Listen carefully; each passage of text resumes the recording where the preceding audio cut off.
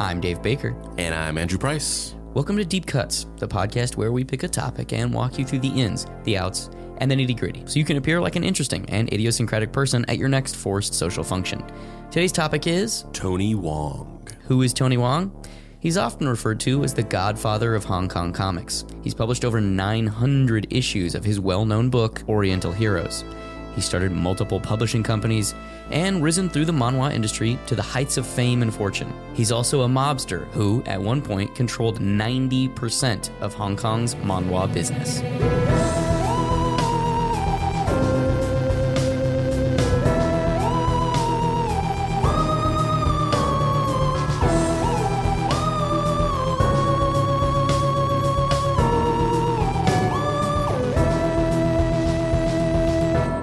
Act 1. Build your own legacy by any means necessary. Born Wong Jan Lung in Hong Kong in 1950, Wong Yuk Long, aka Tony Wong for his English language work, was a boy who grew up loving comics and manhua, the Chinese term for comics. Like many children, he made comics as a kid, but just more than your mom put on your fridge kind of comics. He made comics. He made his debut in Epoch Comic Weekly at the ripe old age of 13. All throughout his teens, he was published by publications such as the Chinese Student Weekly Reunion and Young Park. At age 17... Youth Park? Youth Park. It was Youth Park. I can read. I believe you. I thank you. At age 17, he started his first publishing company, Jade Man, because he wanted more control over the creation of his publication and his work. In 1969, at the age of 19, Wong found his breakout book called Little Rascals. The direct translation of this book is actually like Little Degenerates, but for some reason over here we just call it Little Rascals. I don't know.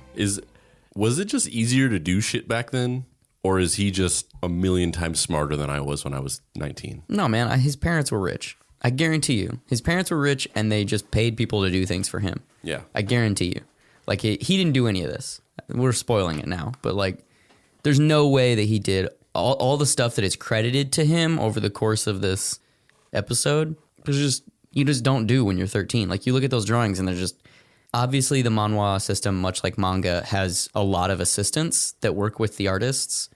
But specifically with him, like, there's just no way. When it's, the legend of Tony Wong is that he, at age 17, started a publishing company. Nah, dude. His dad was... And I've tried to figure this out, but there's not a whole lot of English language stuff about his past. Probably because he's just not well known over here. But like his dad was, a real estate magnate or mob connected or some sort of businessman-y tycoon guy who was like, sure, son, I'll buy you a comic book publishing company. It's interesting how the cultural cachet of Chinese comics or any other foreign type of comic just never resonated in the same way that manga did. Yeah, I mean, and we will definitely get to that later when we examine Jade Man in America, because they did come over here.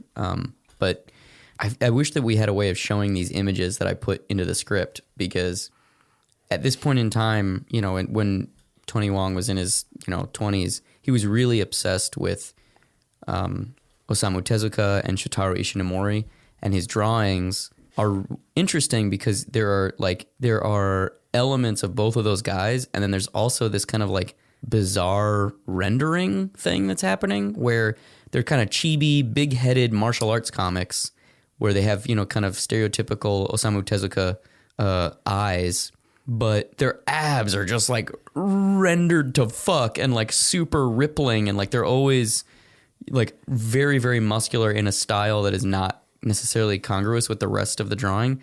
And it's mostly like if you look at the cover that's in the script for issue 337, those faces are drawn by one person and those bodies are drawn by another. Yeah. Like blatantly. It's a real weird visual sensation. Because the head is slightly too large for the body. The face is just a completely different style. Not that the body's like super detailed, but it's just totally different. Which is kind of what I love about his comics. Like, I mean, obviously saying they're his comics is a bit of a misnomer, but I really love the way that all those pieces fit together. And I mean, it might not be necessarily super prevalent or apparent to somebody who doesn't have a background in illustration. But it's just the kind of like dissonant frequencies that are happening in these drawings is really cool to me. Like they look like weird bootleg adaptations of something else, even though they're not. Like this looks like there's a Japanese TV show called The Little Rascals, and these are like the weird Hong Kong or Malaysian like bootleg comics that got made illegally. Yeah, like it looks like just a kind of like a weird mashup of like Astro Boy and then like Devilman, and it's like it's just like very Devilman, very Go Nagai, but also with like a more like a better understanding of anatomy, because Go Nagai. So if the listeners don't know, Osamu Tezuka is like, he's literally called the god of manga. He basically invented the form. He established many of the storytelling tropes, invented the visual language of how the Japanese create comics. Most well known for a book called Astro Boy, which is about a small robot boy, which is a really dark story when you really think about it, because it's about a scientist whose son dies, and then he turns his son into a robot, which is like really dark. Yeah. But it's kind of played like, Astro Boy. I'm not actually your son. He's dead. Yeah. He'll never come back. He'll never come back. I'm just a poor facsimile. So that guy basically established he set up the industry more or less. Like he's the Walt Disney or the Jack Kirby or whoever you want to make in the West, but there really isn't a perfect analogy in the West. Like it's hard to overstate Osamu Tezuka's impact into Japanese comics. His assistant, or one of his assistants, Shotaro Ishinomori, is the guy who created Cyborg 009, Kakaida, Inazuman, Super Sentai, all the kind of like robot characters that henshin into a bug. That dude. Was he involved with the Cyborg 009 anime? Mm-hmm. Because the first one, yeah, because the anime is one of the I was going to say this jokingly, but then I realized like it's actually relevant. But the first Cyborg 009 anime, and then like the reboot like 2000s one that was kind of like a throwback to it. They have like a similar Go Nagai types, or not Go Nagai, they have like they have like a similar style, and obviously as influential as he was to anime in general, like anime kind of like evolved away from that specific style. So watching the Cyborg 009 like reboot show on Adult Swim in the 90s was like, or not 90s, like the early 2000s was. It was very uniquely. It looked a lot. It had a unique visual look from a lot of the other anime. It had a similar thing of like, yeah, this is anime, but there's something different about this. And then watching that movie Metropolis, Metropolis is based on a Shotaro Ishinomori manga. Yeah, so watching those and just being like, what is like. This just looks different than all other anime, and then learning the lineage behind it. Yeah, the kind of visual tropes of Ishinomori are like very distinctive silhouettes, large feet. He loved to do like thin thighs up to the knee, and then like bell bottom shaped feet, regardless of if the character actually was wearing bell bottoms. And those big noses, huge noses, both pointy and bulbous and round. He also loved very distinctive hair silhouettes. A lot of characters that have spiky hair, a lot of characters that have like swoopy bangs. And so his assistant, one of his main assistants, was Go Nagai. And Go Nagai is the creator of Devilman and Mazinger and a bunch of kind of like hardcore anime and manga. And I love Devilman. But the story behind Devilman is that Go Nagai was debating leaving. Or at least this is my understanding of the story. Some of these things are a little hard to parse over here in the West because you get like conflicting stories based on conflicting translations and or people that kind of like half remember things from like translated DVD commentaries. But the story I've always heard about Devilman is that he was created because Shotaro Ishinomori was, or Go Nagai was thinking about leaving Shotaro Ishinomori as an assistant and going out on his own and trying to make his own manga. And he got really sick. He got dysentery. And he almost shit himself to death. And as he was shitting himself to death, he started writing Devilman, which is why the beginning of Devilman is politely a mess. Like, it doesn't really make any sense. It's very weirdly paced. Stuff happens off camera that characters then talk about that like is stuff you need to see. Yeah, but suffice it to say, Devilman is fucking great, and it's kind of that. It's kind of a darker.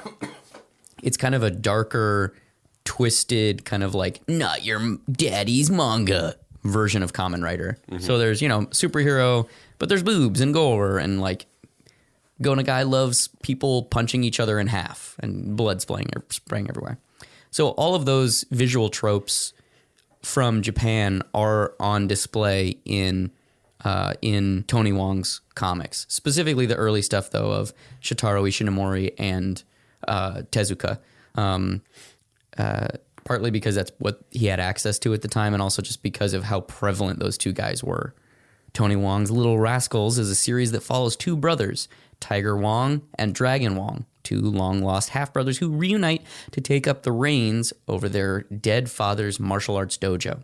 Tiger is the main character, and he's the one that looks basically just like an Astro Boy drawing. He has like black hair, giant eyebrows that seem to be always frowning, even when he's smiling, a very cherubic face, and is kind of the protagonist of the book.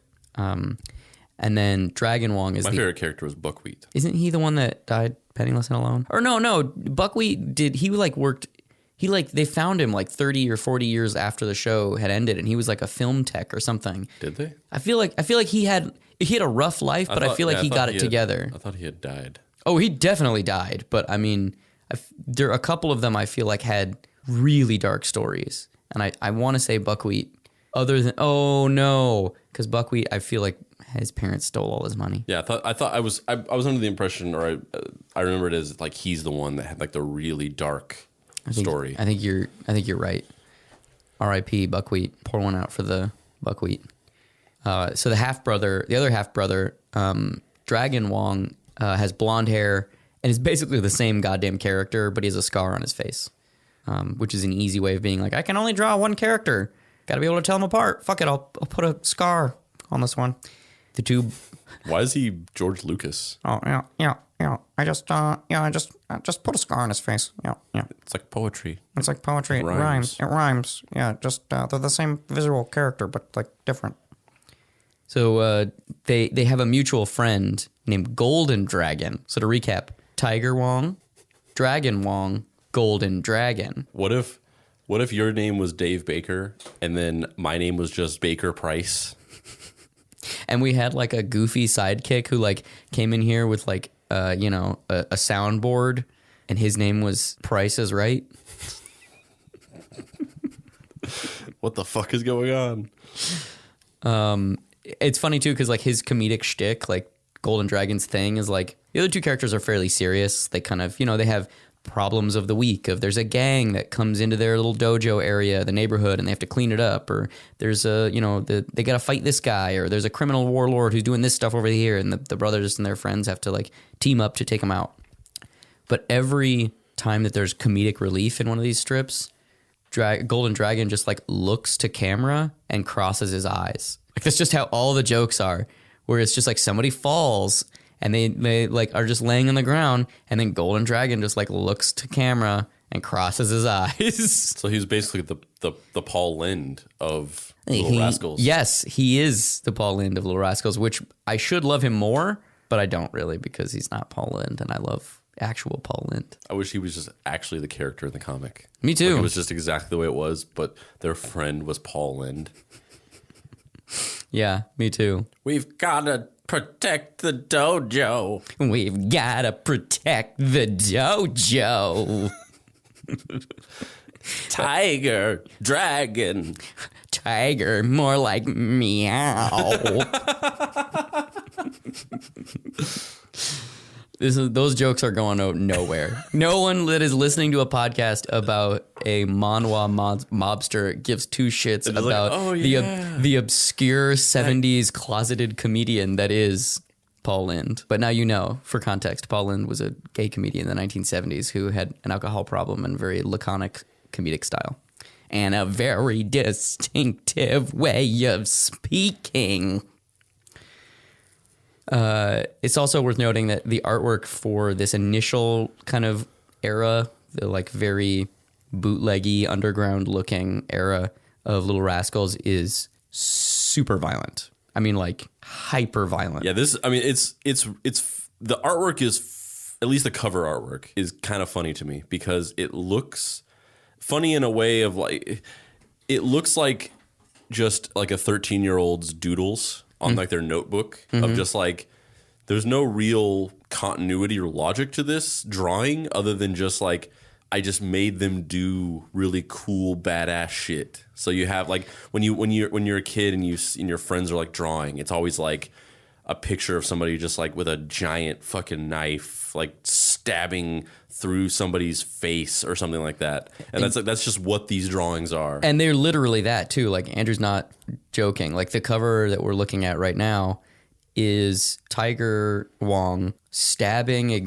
he's pulling a grown man over his head while doing like a lunge, and the man is arcing through the air and Tiger is stabbing him through the spine and the intestines, and blood is spraying everywhere, and there's blood coming out of Tiger's mouth and also a massive slash across Tiger's chest, which is bleeding. It's so good. Yeah. I can't overstate how rad these are. I love this so much.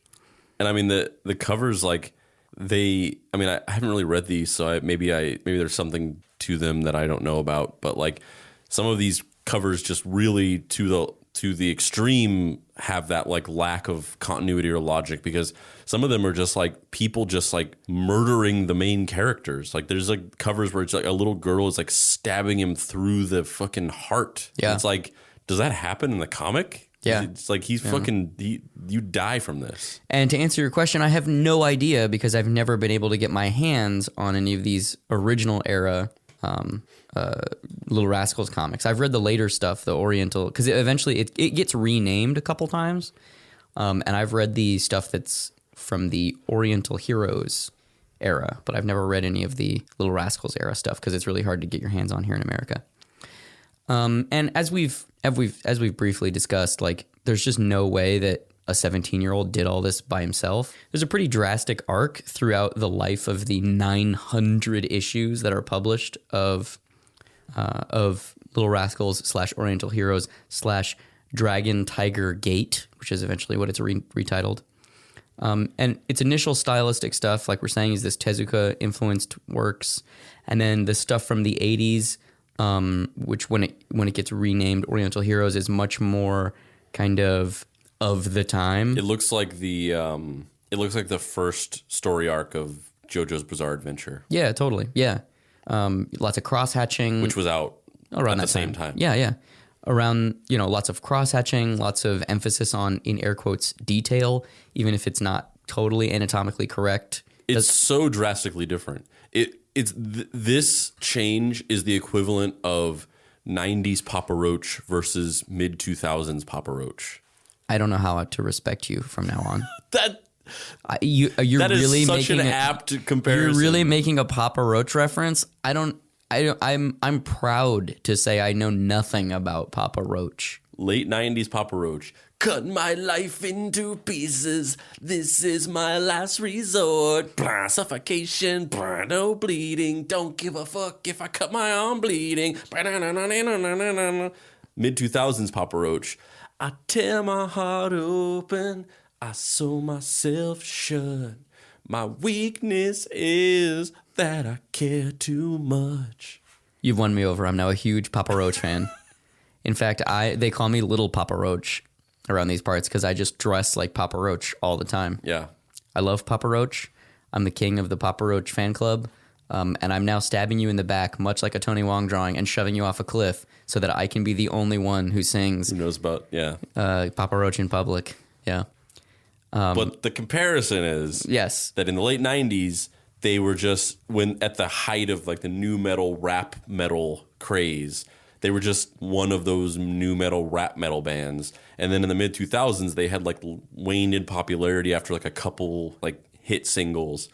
and everybody forgot about them. And then whenever emo got big, suddenly they were emo, and it was just like a different band. Yeah, and they were popular for several more years. And that kind of describes the arc of Tony Wong, because it's like it starts out as mimicking Tezuka Ishinomori, mostly Tezuka though, and then it starts mimicking like 80s manga illustrators, and then in the ensuing next 20 years, up until the year 2000, that's when the, like, in air quotes, Hong Kong style of comics really takes off. You had like the Taiwanese illustrator Chen Yuen. You had the Chinese national treasure, the cartoonist Ma Wingxing. He's kind of like the Chinese equivalent to a Jim Lee. He's like the biggest manhwa artist.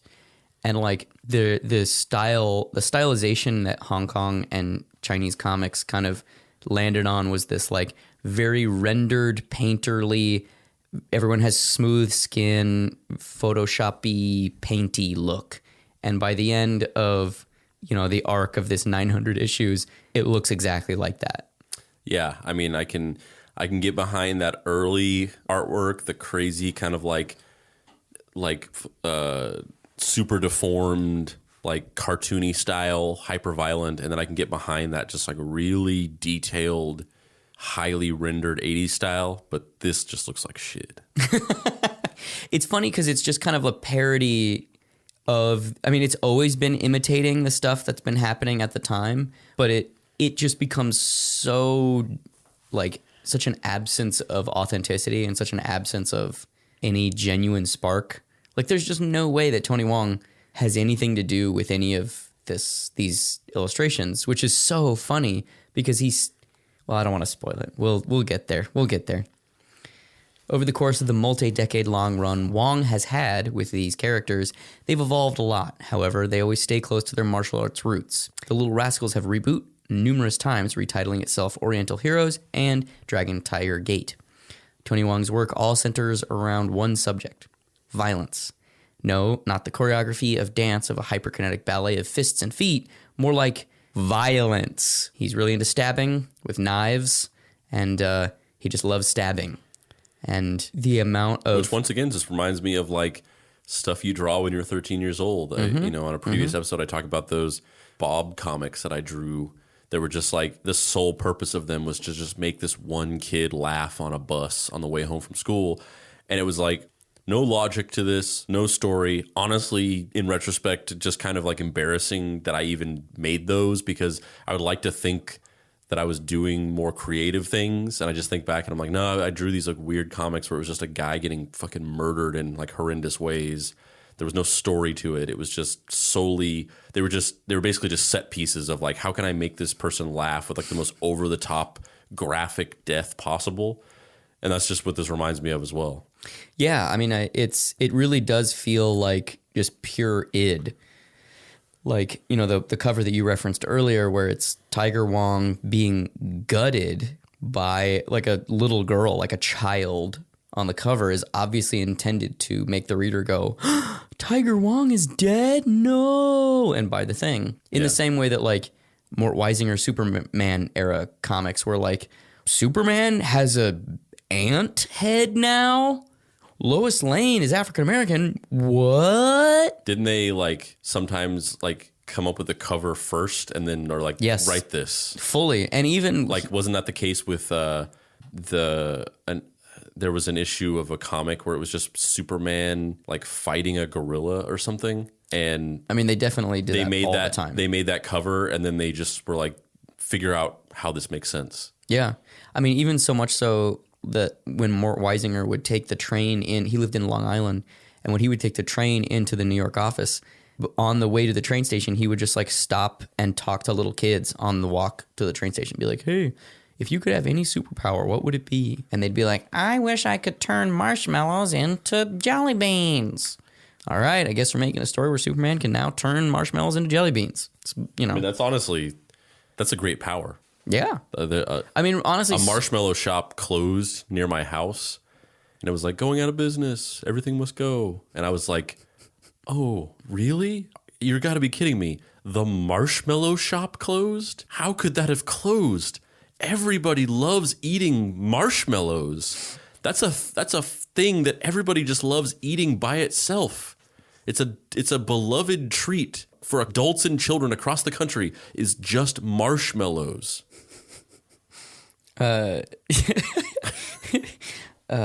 This episode of Deep Cuts is secretly a stealth propaganda episode for the delectable nature of fucking marshmallows. No, jelly beans. Jelly beans, my bad. I love me some jelly. No, terrible Ronald Reagan. I'm not even going to finish Yeah, it. it's awful. The interesting thing, though, is that this... So, over the course... The arc of his career is, Tony Wong starts out as this scrappy young guy, or the narrative is that he starts out as a scrappy young guy, becomes a wunderkind, gets work really early, and then starts this company because he's so industrious. The reality of that, there's no way that's true. He definitely got help from somebody or something. I've never been able to figure that out, but there's definitely something that doesn't add up there. But he's so obsessed with the violence in these Little Rascal comics, and they become so popular that, well, it gets him in trouble. By 1975, Bruce Lee and the Shaw brothers had turned martial arts cinema into a conveyor belt of piping hot, quick, let's get into this bar by picking a fight with a bunch of goons and show off our wicked kung fu skills. This served as a catalyst for the Manhua market to ride a wave of kung fu comics. And guess who was dead center at the hurricane of success? Tony Wong. The backlash of this violence manifests in a pandemic of people being worried that these comics are kind of like, corrupting the minds of the youths, corrupting the minds of the youths. And the government of Hong Kong introduced a law called the Indecent Publication Law, which restricted and censored the types of comics that could be published. Tony Wong obviously protests this. He says, what the fuck? I should be able to publish comics about 7-year-olds stabbing 19-year-olds who are then stabbing 40-year-olds who are then stabbing 80-year-olds who are then being stabbed by dogs. Boys who stab girls, who stab boys, who stab girls, who stab boys, who stab girls. Exactly. All the stabbing. This causes... Stab life. Stab life. This whole issue, and specifically the implementation of the Indecent Publication Law, causes massive damage throughout the entire manhwa industry. But Tony, he has a plan. He has a loophole. The law only applies to comic books, not comics within newspapers. So he started his own newspaper, which is interesting because that's very similar to what happened over here in the 1950s. Yeah, with like EC Comics and horror comics, and like literally just like they had like 2 years of riding high, and then overnight they were just fucked.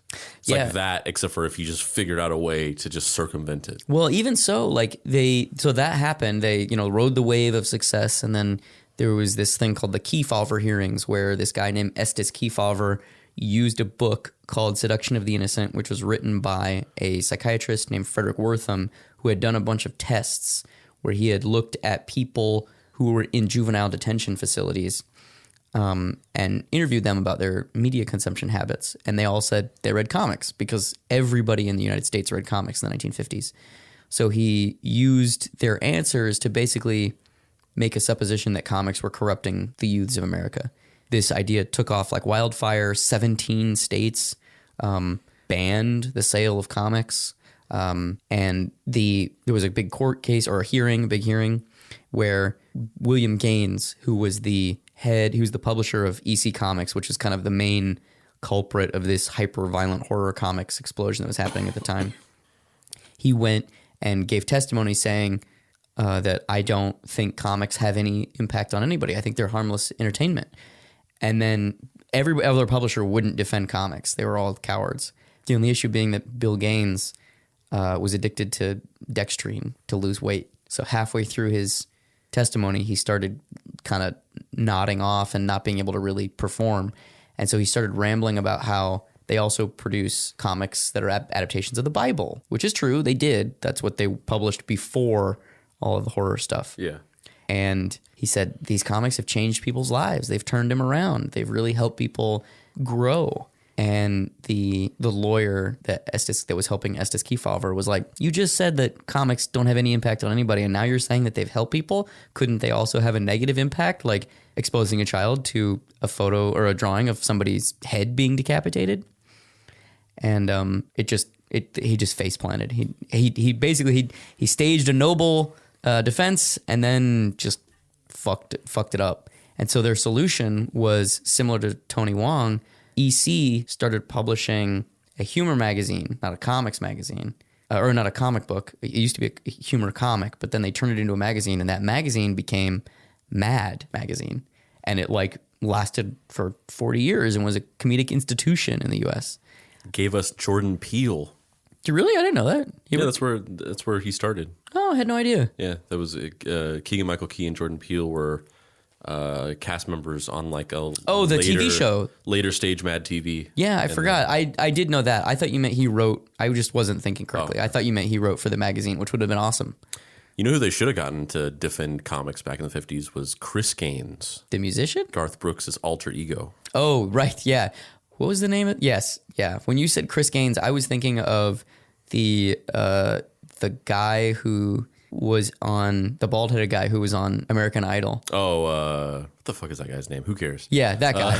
Because he also likes comics and is like friends with Jim Lee. Strangely. Oh, really? Enough. That's a weird coincidence because I did not know that. His name's not Chris Gaines. I don't know why I went there, but Chris Daughtry. Yeah. Chris Daughtry. Be careful what you wish for. Yeah, we should do an episode all about the behind-the-scenes drama of Chris Daughtry.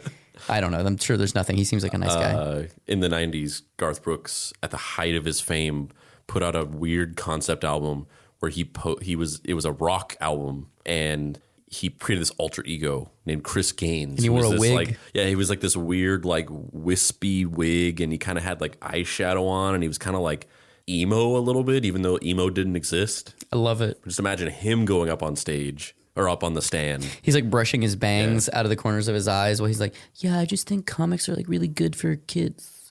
Yeah. I don't know why I'm doing that voice. That's just what I picture Chris Gaines sounding like. Yeah.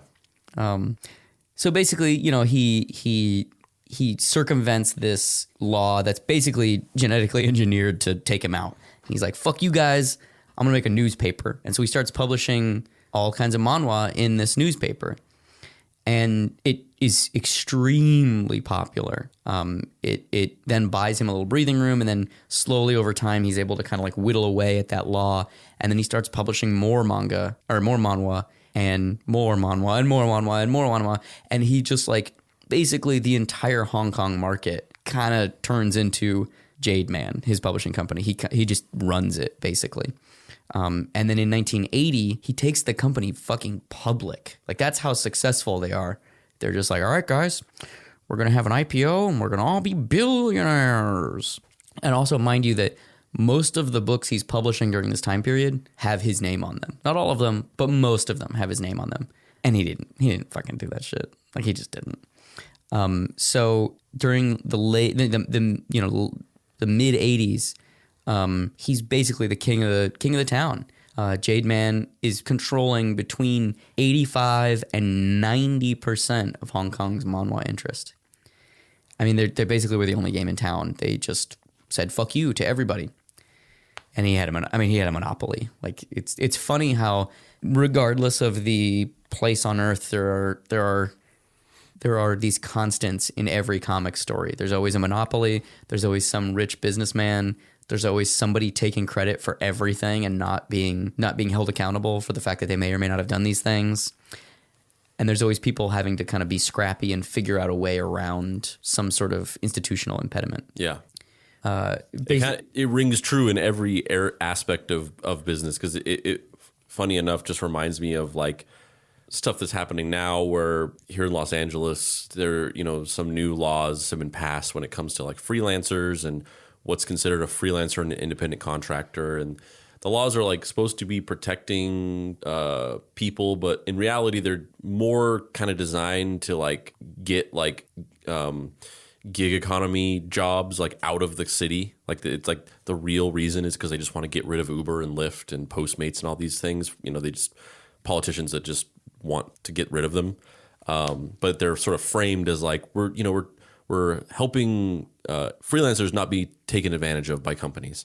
But now that these laws are passed, and it's like there's all these rules about like what can be considered employee and what is considered an independent contractor. And it's like, oh, you can't have somebody like working freelance for you if they're doing a job that people working in-house are also doing. And if they're doing something that's like integral to the business, then they can't be considered a freelancer. So they have to be an employee and all this stuff. And, the way that companies are just in the same way circumventing that. And, and it's really kind of easy at the end of the day to circumvent it, where it's just like, oh, this isn't a writer, a freelance writer. This is a freelance copy associate or whatever. You just come up with like a fake name for what they are, and then suddenly you're fine. It's just like these people just immediately go into like circumnavigation mode and figuring out ways to. If anything, it just makes people get more creative with how they are skirting the laws and things like that. Yeah. I mean, he basically just becomes a robber baron, but just make it comics, it's shocking how many of those types of people are in comics right now. Like, I just don't think that it's publicized or talked about openly that they're them, but there's a good number of those type of people. They're just not as successful as Mr. Wong was, in the 80s. Everything's basically going great for Tony Wong. He's on the top of the world. Nothing could touch him. He has multiple series burning up the charts. He's really just he's doing it. He's making a living, and a good living, making comics and also taking credit for other people's comics. And then the Hong Kong stock market crashed.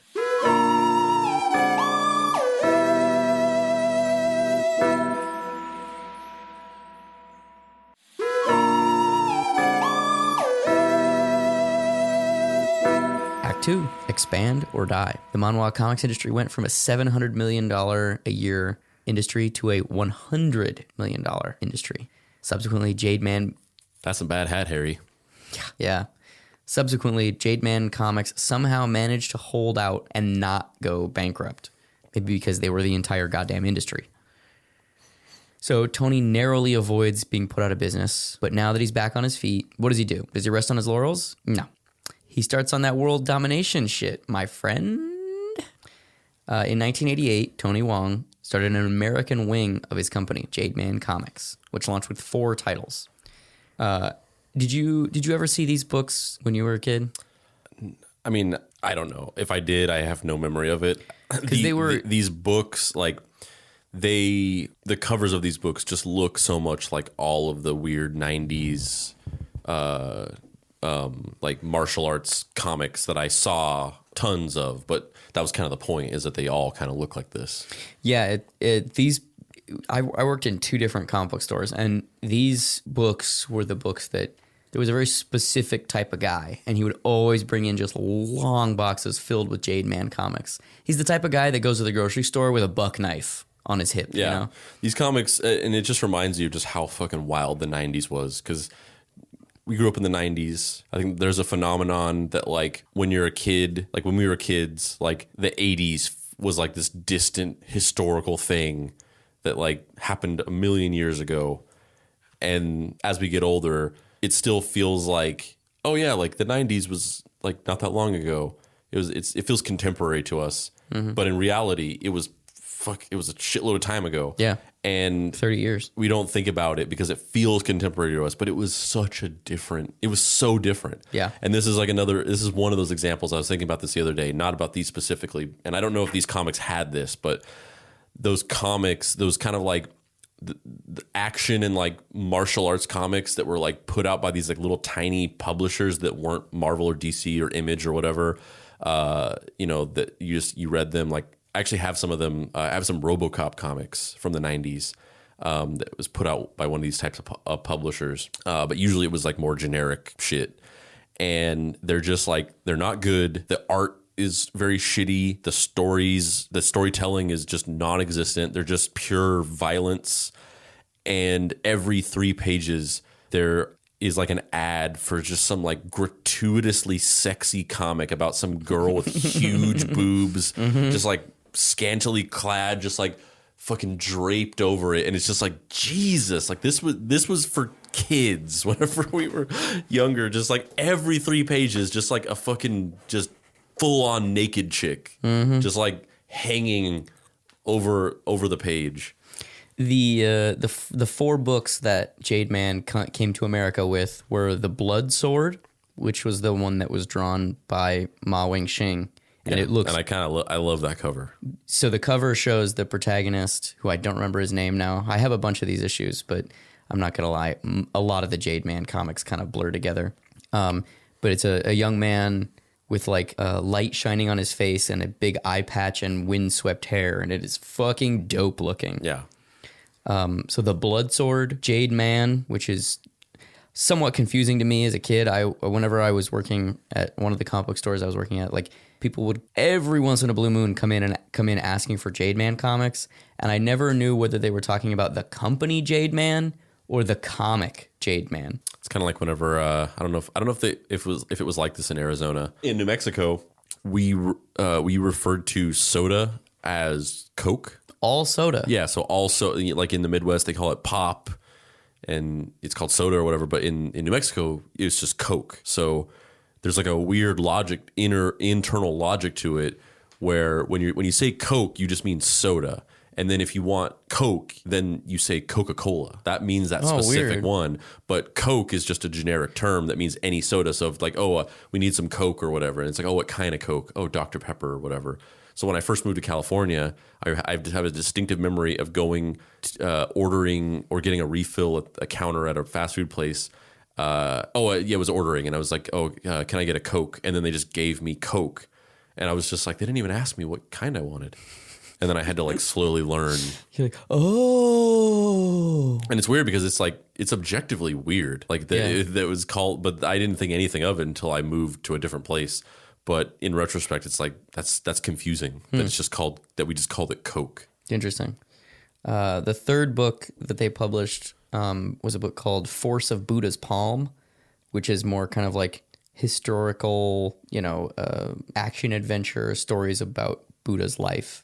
And then finally, our dude, Tony Wong, showing up with his long-running characters, Tiger and Dragon Wong, in the newly renamed Oriental Heroes. I don't know if this is a coincidence or just a purposeful thing, considering the way that these comics just at every point in history just were aping like trends and things like that. Mm-hmm. But in that second cover, that looks exactly like Corey Feldman. Exactly. Dude, it's Asian Corey Feldman. Yeah, it really does. Holy shit. Wow, weird. I wonder if they were looking at a photo of Corey Feldman while drawing that. That's so weird. I think, of these two... You ever want to see Corey Feldman just posing next to a majestic tiger? Look up Oriental Heroes issue 19. Of the four books, the ones that I was always into am into are the Blood Sword because of Ma Wing-shing's artwork, and Oriental Heroes just because it's so fucking weird. It's so weird because it still kind of has the tone of the like comedic stuff from, this guy's getting stabbed and then, Golden Dragon looks at the camera and crosses his eyes. Just like, this is so bizarre. I mean, it's insane, the dichotomy between those original things and what this is. And it really is a case of like the Emperor wears no clothes, where there's no, I just don't believe that. I mean, I do believe people do think it's the same type of people that think that Stan Lee is an artist. They just don't know that he's not the person who draws Spider-Man. Like I remember once when I was in art school, I was talking with somebody, I don't remember who, and I was saying that I really liked Todd McFarlane. I like the way he draws Spider-Man. And the person I was talking to was like, "Oh, you mean Stan Lee? He draws Spider-Man." It's like, no, I mean, one, no, he doesn't. Two, there are a lot of people that draw Spider-Man. Yeah, it's not one. They're like, no, Stan Lee draws Spider-Man. And they were like, they knew for a fact that Stan Lee drew Spider-Man, which I understand that impulse just because of the amount of propaganda surrounding Stan and the myth of him creating these characters. I get it. I get why people would be like staunchly like, no, you're a conspiracy theorist. Like he draws those comics. Yeah. It's so weird to me when people just have like absolute conviction about something that's just wildly wrong, and they just like double, triple, quadruple down on it. And it's like, I don't know whether you just at some point realize you're wrong, but you're just doubling down on it, or if you're just so sure that this is right that you just like, from your perspective, I am just such an idiot for thinking it's wrong. Mm-hmm. I remember one time I got this argument with this guy who insisted that that Rod Serling didn't write. It's almost kind of the opposite of this in a weird way, but he insisted that Rod Serling didn't write any episode of the Twilight Zone, and that he just used ghostwriters and took credit for their work. So he was like accusing Rod Serling of the thing that like Tony Wong, Edward Stratemeyer, Stan Lee, like the things that they actually did. Like he was absolutely sure that Rod Serling had just a network of ghostwriters and didn't write a single episode of the Twilight Zone. And I was just like, where are you getting this? And I even like looked it up and like did research to see if there was some fringe conspiracy theory. And as far as I know, this was just something that was in his head, and he insisted that it was true. And I was like literally, where are you getting this from? Show me anything that even insinuates that this is the case. It's also really funny too because of the like Rod Serling tropes, the like recurring things of isolation, of one man alone, in an insane world, it's the sane man who's insane tropes. Yeah. The twist endings, like obviously not every episode of the show was written by him. Yeah, I mean there was episodes written by, like Richard Matheson and stuff like that, but they were credited like teleplay by Richard Matheson. Yeah. But he wrote he wrote like he wrote a lot of them. He wrote like half or like over half, like 3/4 of the episodes basically. Yeah. Now I just want to do my Rod Serling impression for the rest of this episode. You're a traveler on a strange journey into a world that's adjacent to the Twilight Zone. Your Rod Serling is a less drunk Casey Kasem. I'm Casey Kasem. Today we're talking about Tony Wong. Your impression of Rod Serling is just like, now make him a little bit more drunk, Casey Kasem.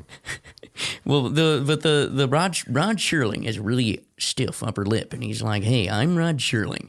Today, we're going into a world of sights and sounds. We're going into a world of people taking credit for other motherfuckers' work." Now have 2 old fashions.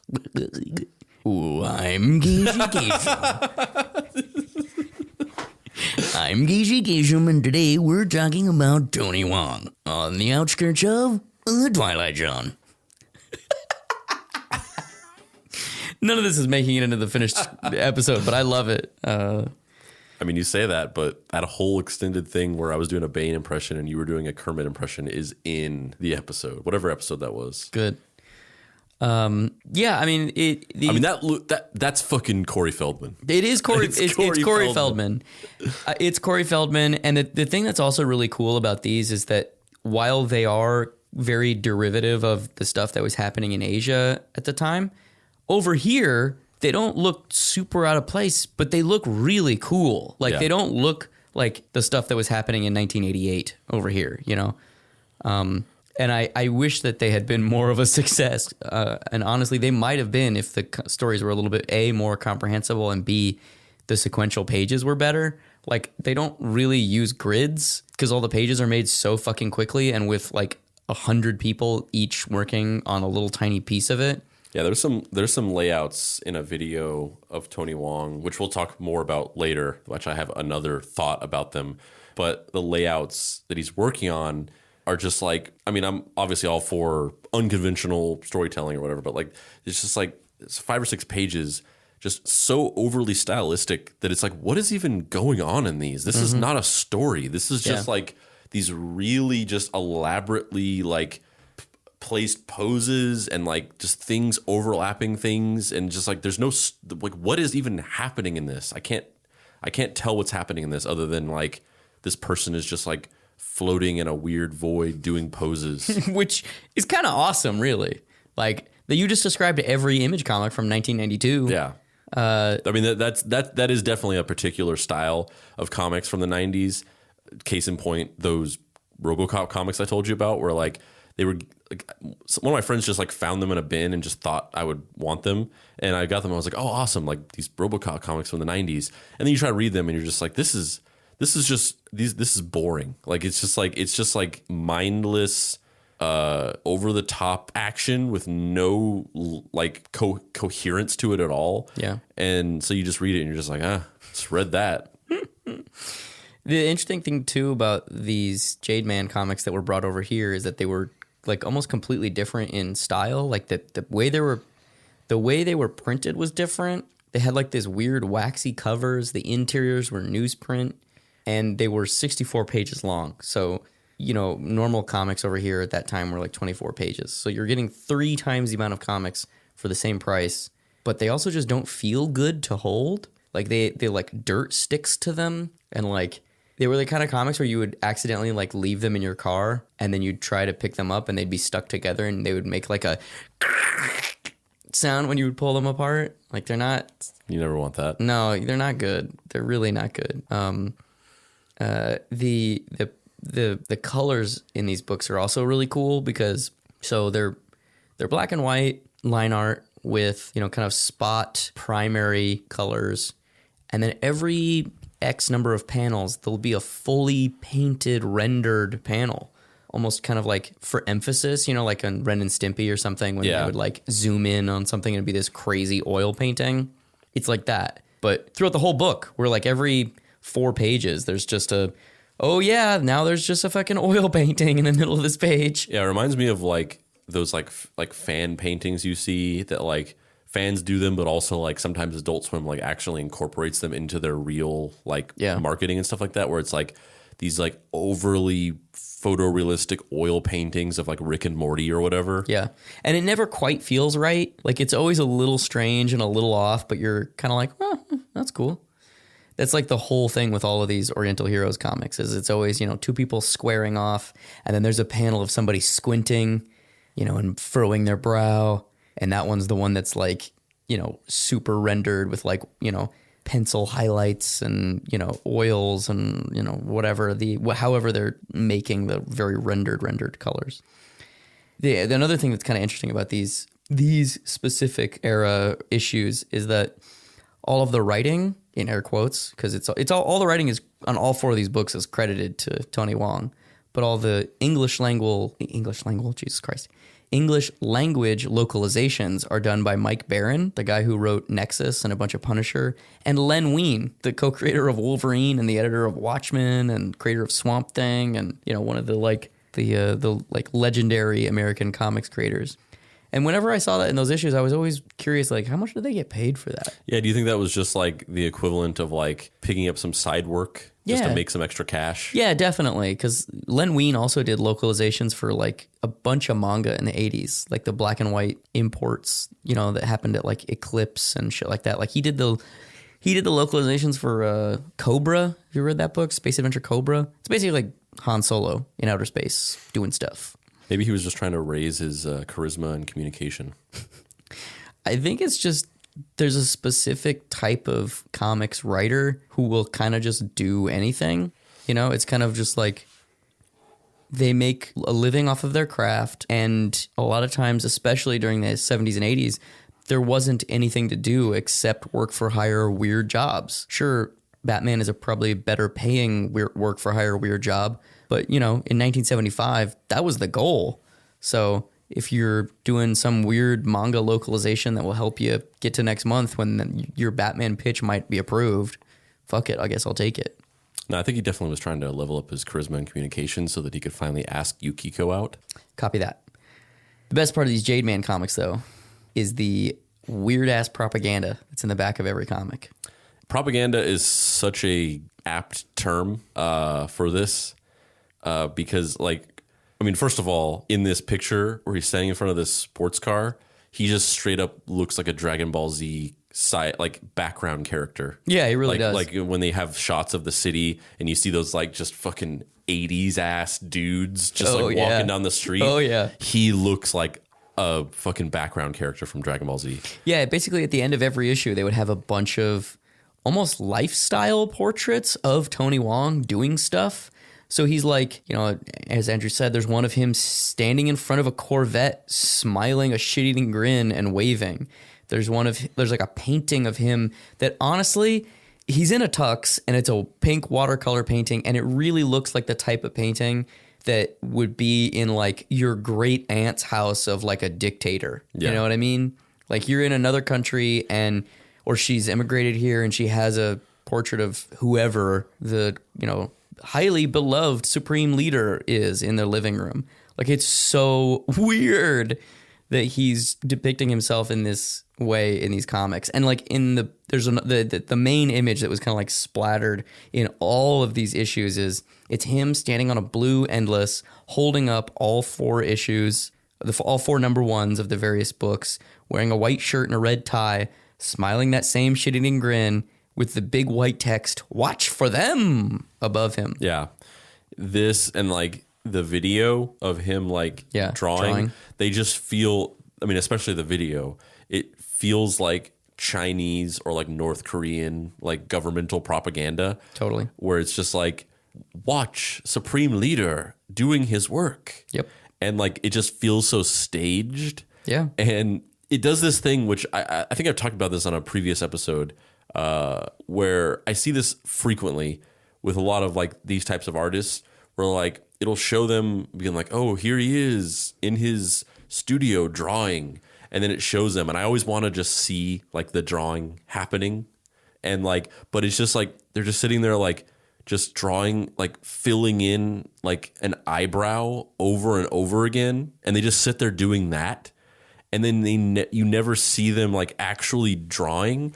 And you're just like, does this person even know how to draw? Like, is this person just pretending like they can draw, and they're just hiding the fact that they don't actually draw their own shit? Yeah. And like, that's what that video definitely feels like. That he's got these like sort of like, as I mentioned before, these just sort of like elaborately composited layouts that are kind of incomprehensible and they don't look like they're telling any kind of story, but they are just super detailed. And he's just sitting there just drawing over an eyebrow over and over again and just making it look like he's like putting the finishing touches on it. But it just looks like he's faking it, and like he doesn't actually know how to draw. Yeah. And it's interesting too how much of his playbook is kind of cribbed directly from Stan Lee. Like he seems like somebody who really, and I don't obviously I can't read the Manhua version, so I don't know if they go as hard about the great genius of Supreme Leader, Mobster in Chief, Tony Wong in the actual original comics. But over here, the localization ones are, I mean, they're full on trying to be Stan's soapbox era Stan Lee, where cultivating this brand, this cult of personality, trying to make you fall in love with Tony Wong, but in a really lame, like Xerox. Watch for them. Yeah, watch for them. Like it's so lame. Like there's an image of him sitting at a desk drawing, wearing the same shirt and tie from the previous one where he's holding up the issues, and he's like, he looks like a fucking like IBM like middle management dude. Like he doesn't look like an artist. That's not cool. Like you look over his shoulder and there's like some shelves with like what look like textbooks. Like who draws like in a fucking button-up shirt and tie? So lame. It's so lame.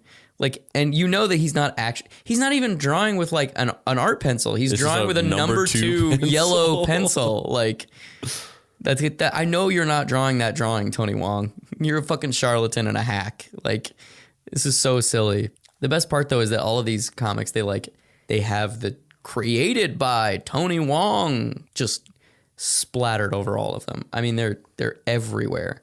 The interesting thing though is as they go on, I feel like they start kind of realizing that it doesn't translate as well to the American marketplace, that maybe we don't buy that. And so at a certain point, the books get slightly different in their crediting system. They start crediting the English writer, despite the fact that like on the cover, despite the fact that they just were the localization person. So like the Blood Sword #1 is a fucking dope ass drawing of this dude with a rad fedora, of like golden mullet with his fiery bird superimposed over him.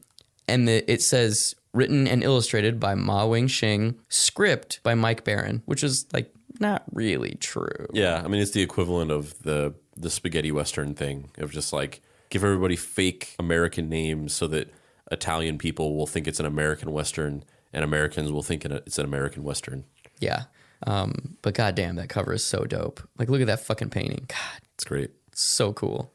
Ma Wing-shing, he's kind of, like I said previously, like the Jim Lee of the Hong Kong comics scene. And he eventually ends up breaking away from Jade Man and starting his own publisher called Jonesky, where he did a comic called Storm Riders for like 20 years or some shit. But like the layouts for Bloodsword are just so much better than everything else. The action is so much better. The use of panel breaking and when to use those kind of like highly painted panels is just so much better. It's also really cool than the other ones. It's also really cool in that, like, in a similar way to kind of kung fu movies where someone will scream, you know, fist of the blind swordsman or whatever, and like he punches somebody. They have a similar mechanic in Bloodsword where there are these little captions that pop up, like whenever somebody connects a blow. Fathomless sea palm. Like, how cool is that? That's so fucking dope. Yeah. So cool. God, these books are so great. Honestly, Oriental Heroes is fun, but if you ever see any of these Bloodsword back issues, those are definitely the ones to grab. Specifically the Ma Wingxing ones, because he leaves at a certain point. But he's there for the first like 30 or so. He also is like really good at drawing speed lines and not making it feel like, oh yeah, I'm choosing not to draw this background and just have some assistant drop in a bunch of speed lines to make the page be done sooner. Like they feel very purposeful. And then we get to the bad news part. Unfortunately, most of the people in the 80s didn't share our level of enthusiasm for Jade Man comics. They failed to take off in the US, and by 1993, the company stopped publishing. Before Jade Man ran aground, Tony Wong made close to $2 billion in Hong Kong dollars. Not the company, Tony Wong, the individual. And here's where things get even weirder. In 1991, Tony Wong went to prison for forgery.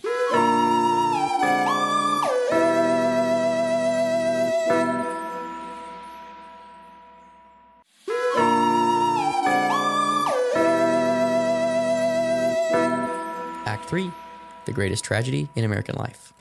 Yeah, the business magnate who once controlled over 90% of the manhwa industry in Hong Kong was sent to prison for 4 years for forgery.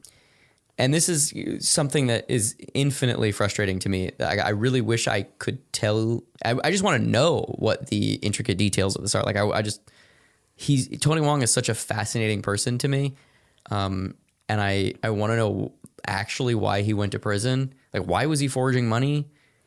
Well, I mean, yeah, so we don't know the full details because there's nothing really that's been translated into English as a resource, which I guess just means that this story just has never been notable or I mean, Tony Wong himself in an English-speaking country isn't a huge name in American comics. Yeah, but the one thing I will say, which is the thing that just occurred to me before even getting to the part about the fact that he went to jail, if Jade Man Comics never really took off in the US, never really found its momentum, and kind of ended in a sort of a financial flop, and yet Tony Wong walked away personally pocketing $2 billion, then something was going on. No shit, right? Yeah, I mean, that's why I say there's just so many things about his story that don't add up. There's no way he's not affiliated with some sort of criminal enterprise. Yeah, I mean, it just reminds me of that cliche thing, like in The Producers, of just like a business that solely exists as a way to funnel money through and into the pockets of the people, and then they sort of cut and run, and they don't care if the business fails because they were just using it as a way to get money. Yeah. Yeah, it's fascinating too because it doesn't really seem to have impacted his life like in any way. Like he goes to prison for forgery, and then, whatever those intimate details are there, I don't know. I want to know. So if you know, you should send us a email. I would very much. If you have any information about the intimate details of Tony Wong's forgery crimes, you can email us at andrew@deepcutspod.com or dave@deepcutspod.com. This is true. Freshly minted email addresses. Yes. He's such a fascinating person to me.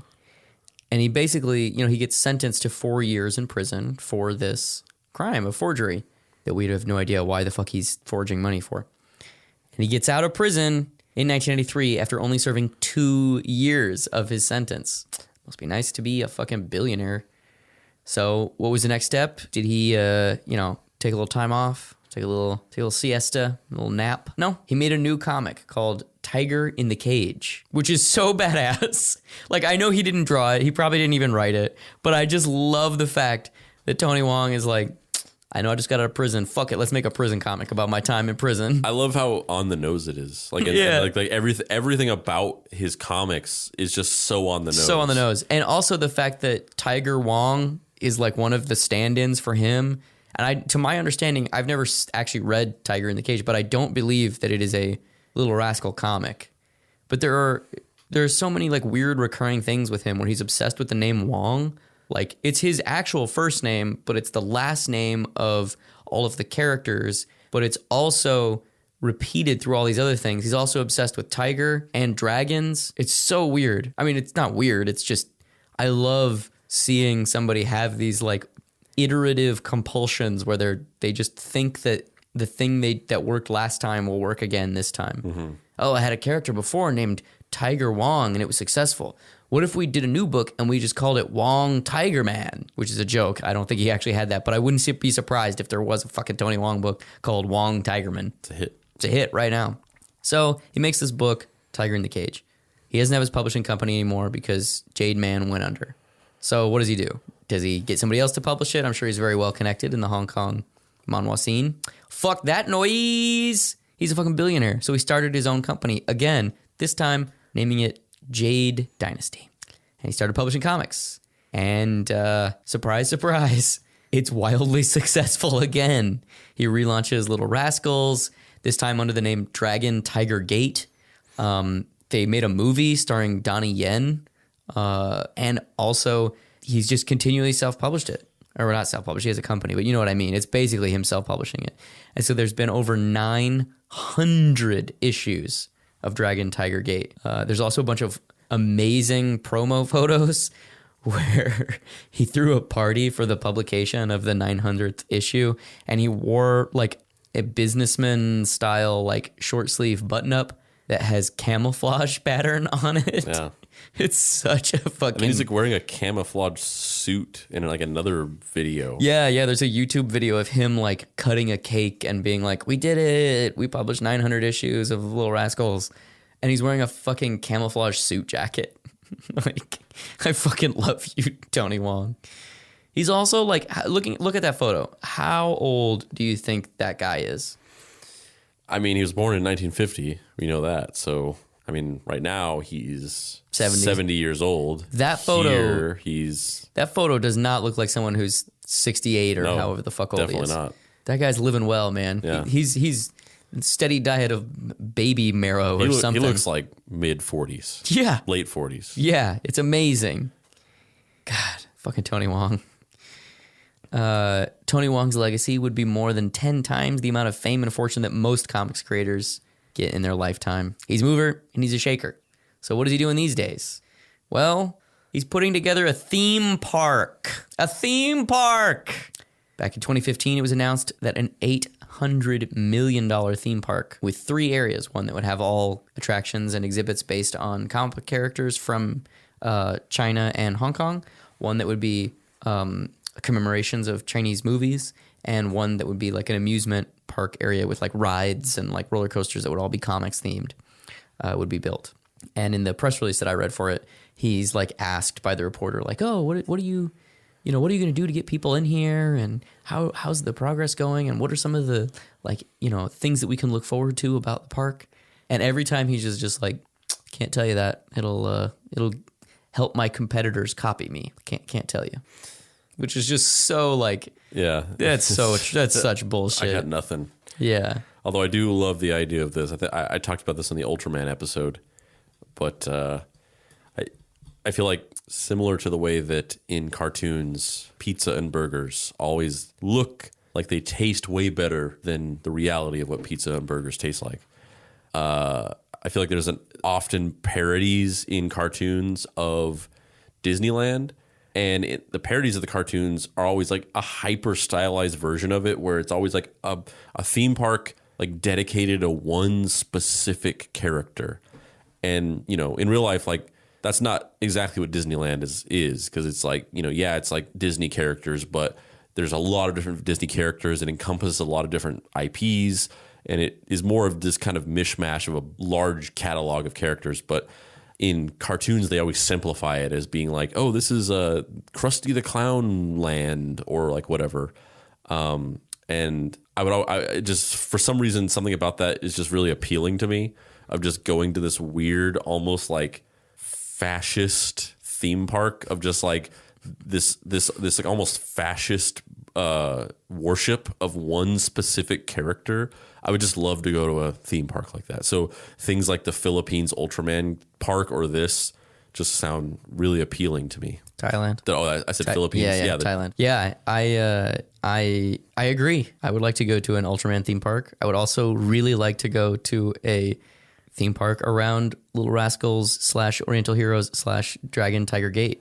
My question is, when you walk in, is there a giant archway that's just like children stabbing each other? Yes. Because if it's not, it's like It's a Small World, but with his little weird, it's a stab world after all.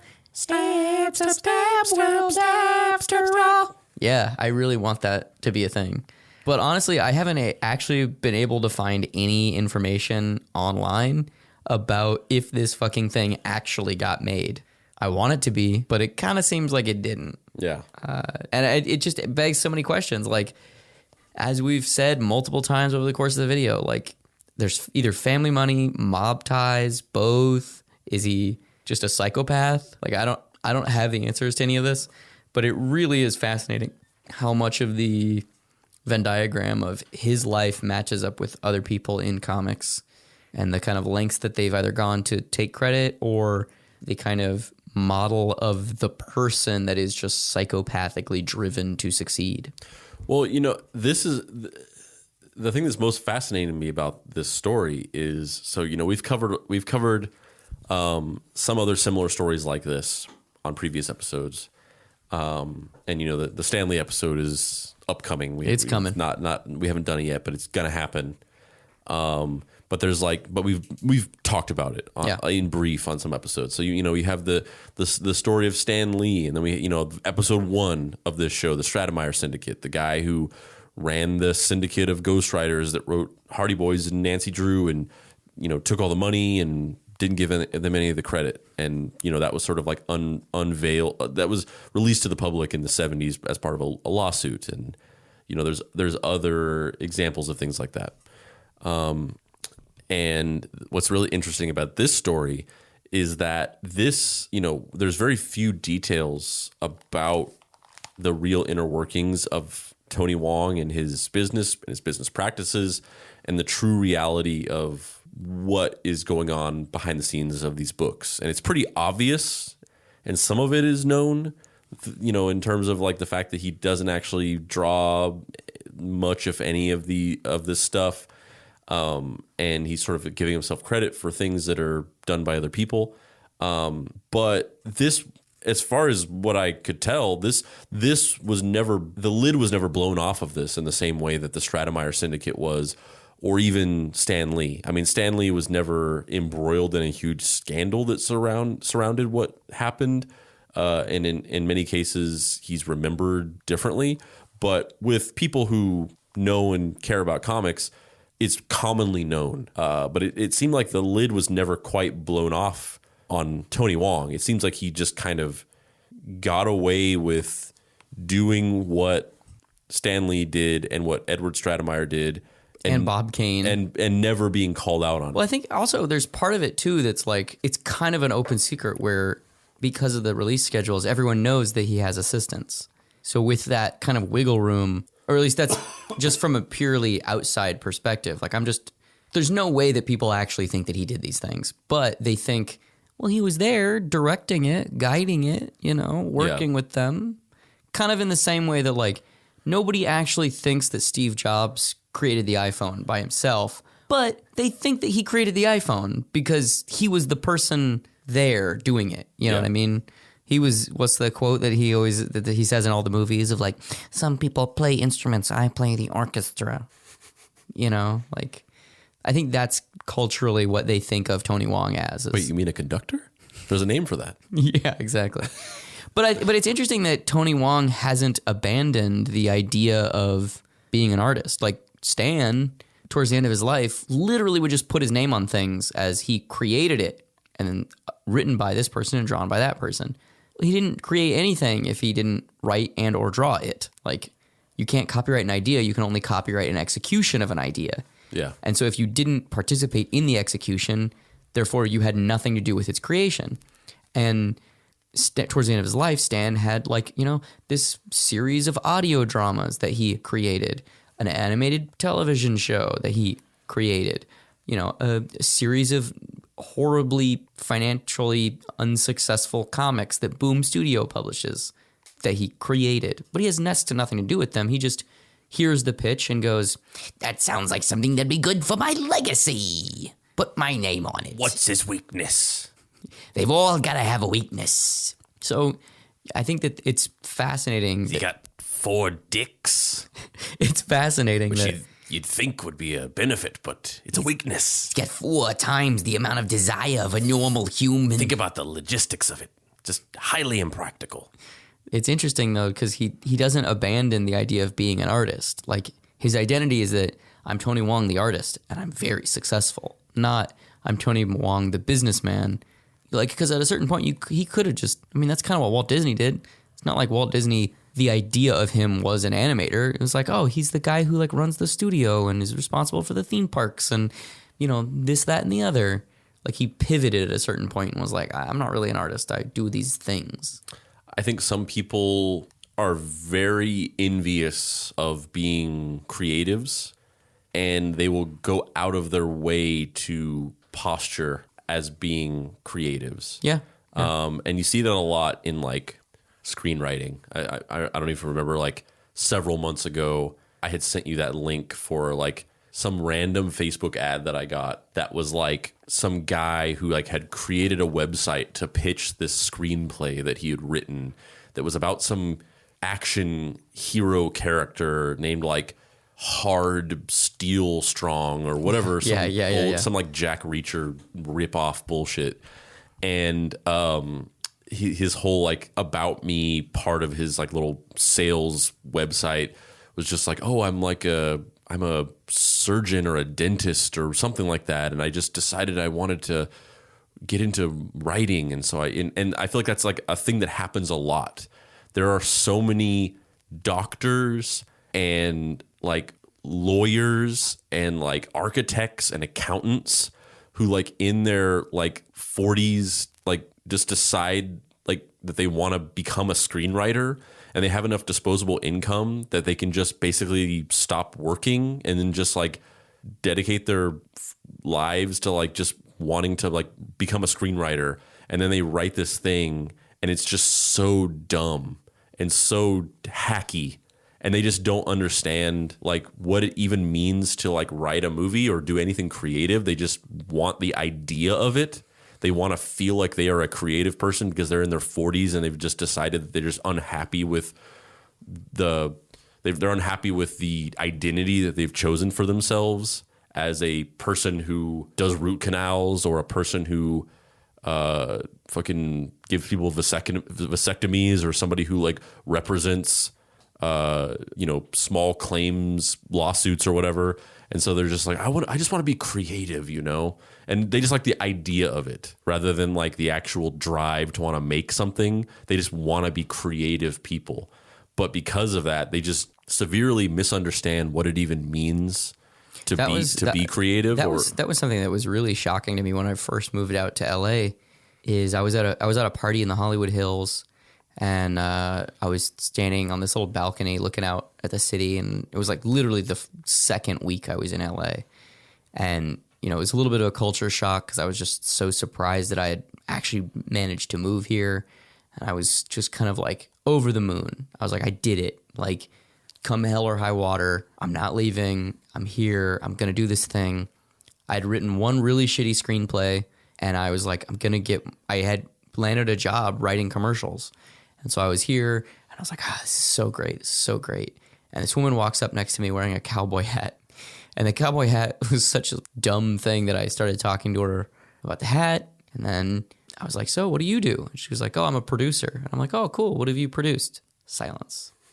And she couldn't answer the question. She got really uncomfortable and walked away. And I was like, oh, it was such a disconnect because I'm so used to being in comics where you're defined by the things you've done, not by the things you say you want to do. Yeah. You know, like you're the person who did the 3-issue arc on Batman, or you're the person who self-published the, comic about a sentient cardboard box or whatever. And then to be like, oh, I am this thing, but I've never actually done this thing. And I don't really even have the humility to be like, oh, I'm just getting started. But, my friends and I have been doing stuff and I'm really excited or whatever. Like, I'm not being egotistical or hierarchical about it. Like, the person could have literally just been like, yeah, I'm not quite there yet. I'm trying to figure it out, trying to network, get some stuff going. That person literally didn't want to be a producer. They just wanted to be able to stand at a party and say, I'm a producer. But I was too innocent to know that I shouldn't ask them what they've done. You broke the. I broke through the social contract. Yeah. We all know that we're just gonna say just meaningless, empty bullshit, and then the other person is just gonna give them platitudes for it. Yep. And you broke the social contract. Yeah, I fucked up. I was honest. Yeah. Yeah. It's like we have a newish neighbors 2 houses down that this house was completely remodeled, and then they moved in, and my wife was really excited about my wife. Yes.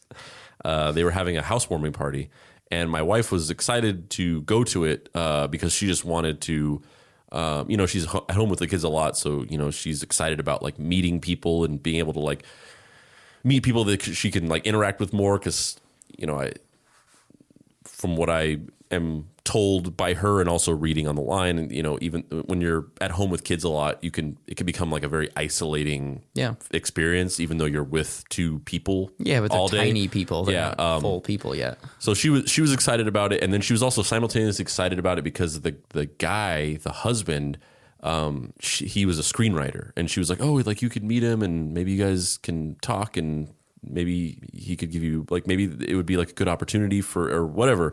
She just thought you guys would be friends. Yeah. And you're replacing me. Yeah. So this is Deep Cuts with Jake Joe's Nobles. And me, it's I wanted to support that and match the excitement and not be negative about it. But in my mind, I'm just I don't want to fucking meet anybody or talk to anybody. It sounds terrible. But we went over there, and I'm just like, okay, cool. So we meet these people, and they're perfectly nice, and we're talking to them. But I very quickly, and obviously my wife just didn't know this. She doesn't know the nuances of these things.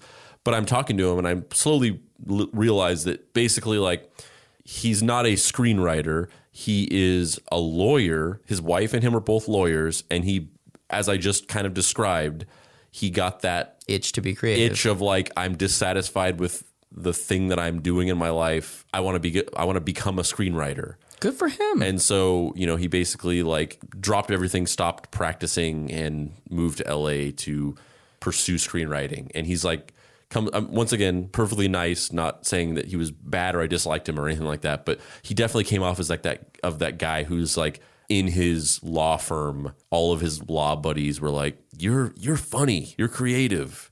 And he's that of he thinks that he's funny and has hot takes on things, but they're the Midwest version of the you should be a stand-up comedian. You're always so funny at parties. Yeah, exactly. And I just slowly realized that perfectly nice once again, but essentially just an unemployed rich guy. I mean, that describes Tony Wong pretty well. Except he's a very employed rich guy. Yeah. He's a borderline juiced-in mobster employed rich guy. This has been Deep Cuts. I'm Dave Baker. Oh, that was it? That was all? Oh, I don't know. Do you have more stuff to say? No. That was, I think that was, no. This has been Deep Cuts. I'm Dave Baker. And I'm Andrew Price. Please sub the show, and you can find me online at www.heydavebaker.com. You can find me with a little girl just fucking running me through with a giant machete and living afterwards for 900 more issues. And also at dapricerights.com.